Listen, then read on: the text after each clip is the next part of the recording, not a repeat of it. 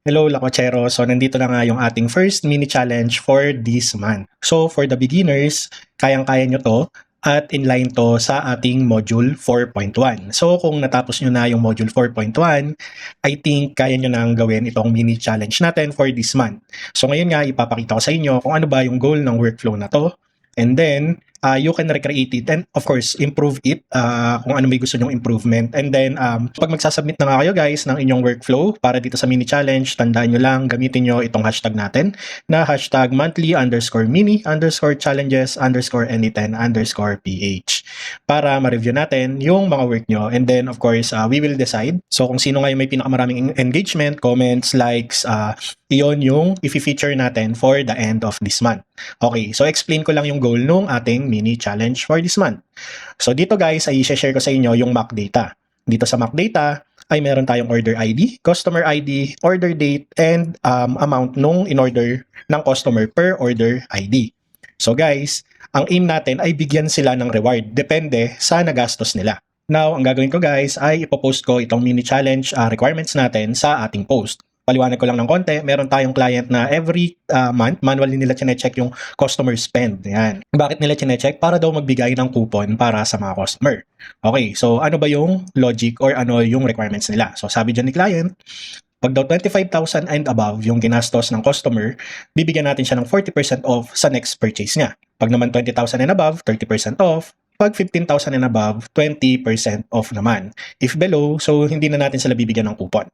Okay? So, ang mission natin is to build the automation using triggers, filters, and logic nodes. So, hint guys, kahit walang AI node to, gagana to. I just want lang dito sa challenge na to na ma-realize nyo, hindi lahat kailangan yung gamitan ng AI. Oo, nakaka-hype pag may AI yung workflow nyo, pero we should evaluate kailan magagamit ng AI, kailan hindi. Kasi in real world, kung hindi kailangan ng AI, malaking tipid yon sa client nyo. So, iraran ko na nga yung workflow para makita natin yung output.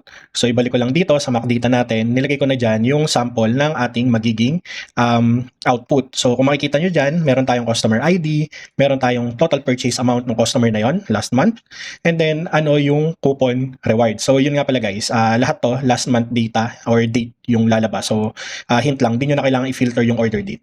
Process nyo lang lahat yan. And then yun nga, ibibigay nyo yung coupon reward. Tapos, magdra-draft tayo ng message para doon sa customer na yon. Kayo na bahala kung ano gusto nyong message. Actually, pwede nga yan email. Ang problema ko lang, pag kasi ang pinagawa ko sa inyo is i-email kada customer, baka matag kayo as spammer ni Gmail. So, to be safe, ang gagawin na lang natin, i-output na lang natin dito sa column na to, yung draft message for that specific customer. Okay, guys, i-run ko lang itong ating automation and then after that, explain ko pa further yung output para magets nyo kung ano yung target natin. So, ayan na nga. Complete na yung ating workflow. So, ganito siya lumalabas, guys. So, kung makita nyo dito, may mga customer dyan at sinabi dyan kung ano yung amount. So, sabi nga natin, guys, di ba, pag 40%, dapat siya ay gumastos ng 25,000 and above. So, double check lang natin yung output. Kung makita natin dito, tingnan natin si 40%. So yan, 30,000 and then yung pinakamababa dyan is 25,000. So sinort ko na rin yan guys. Naglagay ako ng sorting para madaling makita sino yung pinaka mataas yung spend. And then ipaliwanag ko lang ng konti yung draft message. So sa draft message, mahirap kasi mag-isip ng totoong pangalan. So ginawa ko na lang customer ID. So parang yun na lang, hi Costo 0203, parang yung pangalan niya. Yan, being our valued customer, we want to give you 40% off coupon that you can use in your next purchase. Ayan.